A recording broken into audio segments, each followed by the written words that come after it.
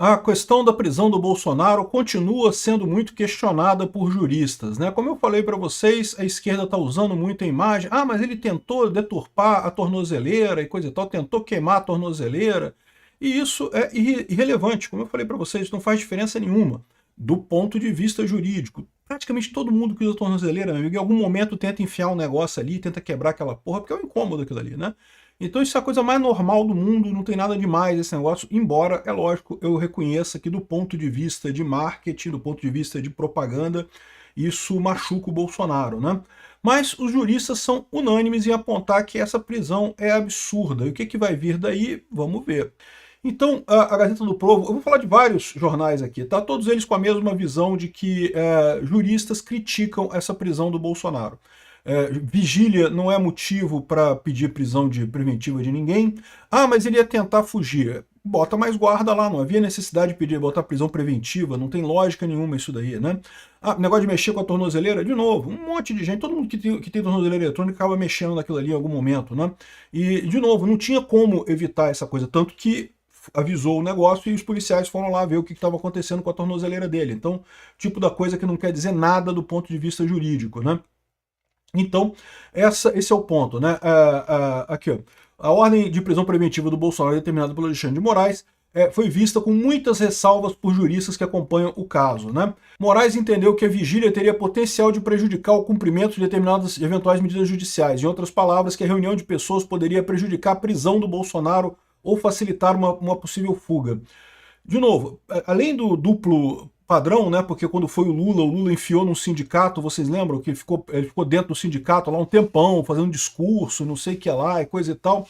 E né, um duplo padrão aí. Segundo, que ninguém ia impedir a polícia de cumprir nada, porque não ia entrar nem no condomínio, ia ficar do lado de fora do condomínio, onde foi. Aliás, a vigília acabou acontecendo ontem, tá? A gente vai falar sobre ela também aqui.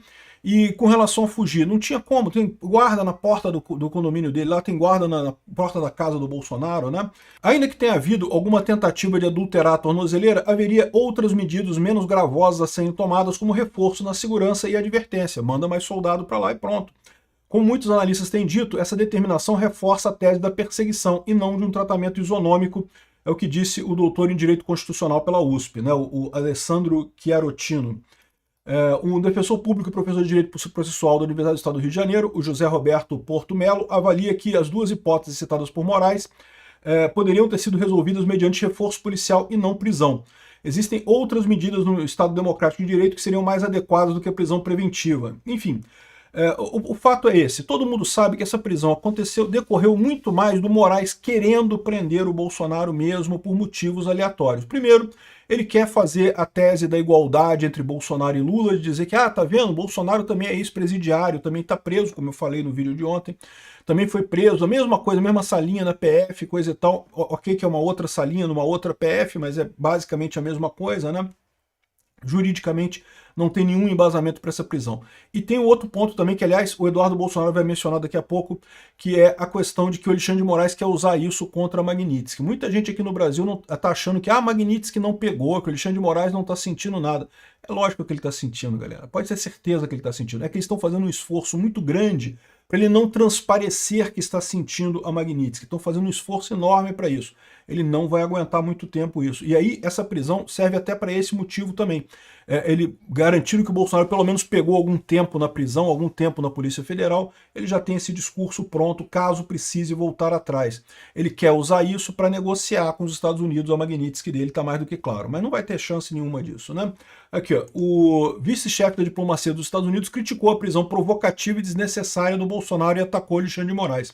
O Christopher Landau já tinha feito essa denúncia ontem, né? Ele falou que está profundamente preocupado com a provocação e a prisão provocativa e desnecessária do Bolsonaro, mais do que é óbvio isso, né? A embaixada americana dos Estados Unidos aqui no Brasil também disse que Moraes expôs o STF à vergonha e que é um perigo para a democracia, reforçando a crítica ao Alexandre de Moraes. O juiz Alexandre de Moraes, um violador de direitos humanos sancionado, expôs o Supremo Tribunal Federal do Brasil à vergonha e ao descrédito internacional ao desrespeitar normas tradicionais de autocontenção judicial e politizar de forma escancarada o processo judicial. Os Estados Unidos estão profundamente preocupados diante do seu mais novo ataque ao Estado de Direito e à estabilidade política no Brasil. a provocativa e desnecessária prisão do ex-presidente Bolsonaro, que já estava com prisão domiciliar sob forte vigilância e com rígidas restrições, ou seja, não precisava de nada disso, né? Até um ministro do STF, quem será esse ministro do STF, hein? Eu aposto no Fux, mas pode ser também o André Mendonça e o Cássio Nunes.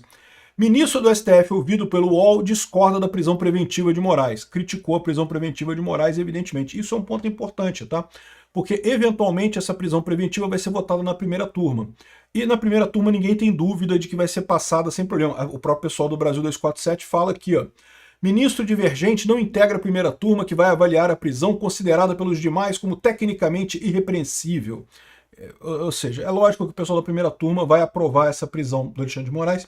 A questão é que recursos contra ela podem ir parar na segunda turma. E na segunda turma agora você tem uma maioria contra esses abusos do Alexandre de Moraes. Vai acontecer alguma coisa? Não sei. Mas vamos ver o que vai acontecer aí nos próximos dias, né?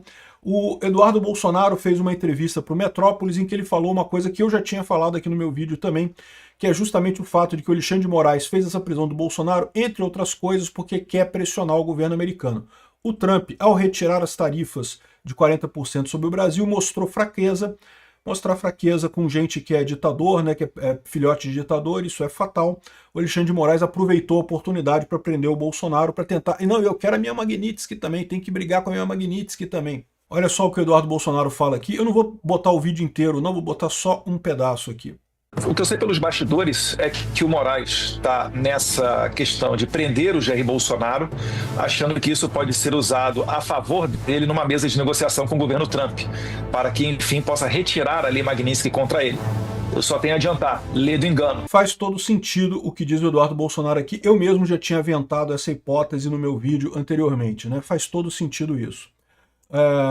Bom, o Bolsonaro já está preso na Polícia Federal. Michele Bolsonaro deve visitar Bolsonaro nos próximos dias, né? Já pediu autorização e deve ter autorização para visitá-lo lá na prisão.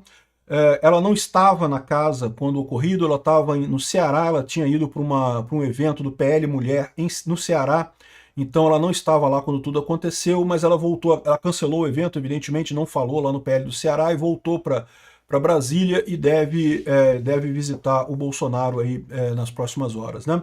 E ela falou que pediu para ele não desistir de nós, e, enfim, criticou o Alexandre de Moraes, pediu por todos aqueles que nos perseguem, mas Alexandre de Moraes, eu peço a Deus que tenha misericórdia da sua vida, que você venha se arrepender de todos os seus pecados e coisa e tal. Enfim, ela colocou essa posição, ela está pedindo que o Bolsonaro tenha força nesse momento, eu acho que é o correto isso daí, né? O Flávio Bolsonaro manteve a vigília dele em Brasília e acusou o Moraes. Se o meu pai morrer, a culpa é sua. E ele tem razão. Isso daria uma merda enorme. Eu espero que isso não aconteça, sinceramente. A vigília acabou acontecendo, tinha muita gente lá, a vigília estava cheia, não incomodou ninguém do condomínio, foi do lado de fora do condomínio, não causou transtorno, não teve nada que o Alexandre de Moraes inventou como desculpa, ou seja, o que ele queria mesmo, o que o Alexandre de Moraes queria mesmo era prender Bolsonaro. É só isso que ele queria, e ele teria feito de qualquer forma, né? Tá aqui, ó, o trânsito normal, passando o trânsito lá atrás, na frente do condomínio do Bolsonaro. Brasília, para quem não sabe, é muito aberta, tem muitas áreas, né, abertas, então é fácil fazer essa vigília sem incomodar ninguém. Então, só mostrando o absurdo, mais uma vez o absurdo que foi essa prisão do Bolsonaro, né? Tá aqui também o Flávio Bolsonaro rezando lá, junto com várias pessoas ali na vigília, muito tocante esse esforço, né? Bom, a gente tem que falar que teve também um idiota lá, um pastor que pediu a palavra e, na verdade, acusou Bolsonaro das mortes pela pandemia. É impressionante como é que esse pessoal tem essa coragem. É um pessoal com dor, a família do cara, o pessoal ali em momento de dor, e o cara vai lá para espizinhar em cima do Bolsonaro. Não, que o Bolsonaro cavou covas na pandemia, não sei o que lá. Meu amigo, morreu gente no mundo inteiro nessa pandemia. A pandemia é uma coisa muito triste mesmo. Não foi o Bolsonaro que matou ninguém nessa pandemia. Essa ideia de que o Bolsonaro é culpado pelas mortes, é só você ver os números. Aliás, morreu proporcionalmente muito mais gente na Europa, no Peru, em outros países, do que morreu aqui no Brasil. Então, o Bolsonaro fez o correto nessa coisa, que foi lutar pelo tratamento correto, lutar pelas coisas certas na pandemia. E aí vem esse pessoal com essa idiotice aqui. Enfim, o cara falou o que tinha que falar, depois foi tirado o microfone dele, ele foi embora e coisa e tal. A Globo está dizendo que ele foi agredido, porque algumas pessoas empurraram ele para ele sair do local ali, né? O que não quer dizer nada, pô. O cara vai no meio do lugar, o grupo, o pessoal que está com dor ali, os filhos do Bolsonaro, no momento de tristeza, e vem espizinhar em cima disso daí, né? É uma coisa muito triste isso, mas faz parte esse tipo de coisa, só mostra quem que é que está do outro lado, né? O cara, lógico, é um pastor do PSOL, a favor do Glauber Braga, né? Um monte de coisa aqui, evidentemente que é esse tipo de coisa, né? Apoiou o Haddad em 2018, enfim, ele tem o direito de ter a opinião política dele. Agora, para que ir num evento do Bolsonaro, espizinhar as pessoas que estão no momento de dor? No evento do Lula não foi ninguém do Bolsonaro, não foi ninguém da direita lá sacanear o Lula, deixa o Lula lá com os amigos dele lá no sindicato e coisa e tal. Enfim, é lógico que teve comemoração aqui em vários lugares do Brasil, o pessoal comemorando a prisão do Bolsonaro, deixa eles comemorarem, não tem nada de errado, vamos ver quem é que vai comemorar no final essa história. Esse pessoal deixa eles comemorarem. Teve bloco de carnaval comemorando aqui no Rio de Janeiro, mas vamos ver quem é que vai comemorar no final essa história, né? Uma outra informação que surgiu de ontem para hoje está aqui, ó. Sabe o que é isso daqui? É uma imagem de drone que a Rede Globo estava gravando do Bolsonaro conversando com o Nicolas, lá na casa dele, né? O vídeo não mostra o áudio de alguma coisa que eventualmente o Nicolas Ferreira tenha falado ou que o Bolsonaro tenha falado, mas não é estranho imaginar que eles têm dispositivos que podem ouvir à distância com um drone desse jeito aqui. Será que não é por isso que o Bolsonaro estava desconfiado de que havia uma escuta na tornozeleira dele? Isso dá embasamento para esse tipo de coisa, né? Outra coisa engraçada é que o pessoal já começou com as piadinhas aqui, ó. O Bolsonaro com ferro de solda. Olha só, ele está dizendo que é o ferro de solda de eletrônica, né? Isso aqui é uma solda industrial, né? Mas de qualquer forma, muito engraçado ele falando aqui com a Maria do Rosário, não te soldo porque você não merece, né? Enfim, a coisa vai chegar no caminho normal, né? Agora, uma coisa que chamou muita atenção foi esse vídeo do Martin de Luca, esse post do Martin de Luca aqui, que é o advogado do Trump, lá nos Estados Unidos, naquela ação dele do Rumble, em que ele fala que, olha só, muitas pessoas no Brasil continuam me escrevendo privadamente dizendo que os brasileiros não estão protestando porque estão com medo. Depois do 8 de janeiro, o Moraes tornou o medo como uma arma e todo mundo pode ser o próximo alvo, né? Eu entendo esse medo, é real. Agora, a verdade desconfortável é que nenhum país estrangeiro pode salvar uma nação que os próprios cidadãos estão com medo de defendê-la.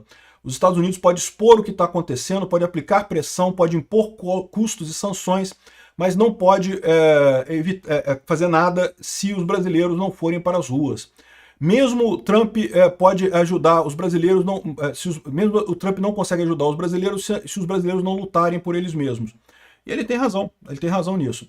Agora, o que talvez ele não saiba é que aqui o Brasil tem um fator sazonal que é muito importante aqui. Manifestação no final do ano não cola aqui no Brasil, a verdade é essa. Manifestação no final do ano sempre é pequena, sempre o pessoal não tá ligado. Manifestação aqui no Brasil é em março, então eu não sei se o pessoal conhece eles lá. Eu tenho certeza que o Eduardo Bolsonaro já falou isso para ele.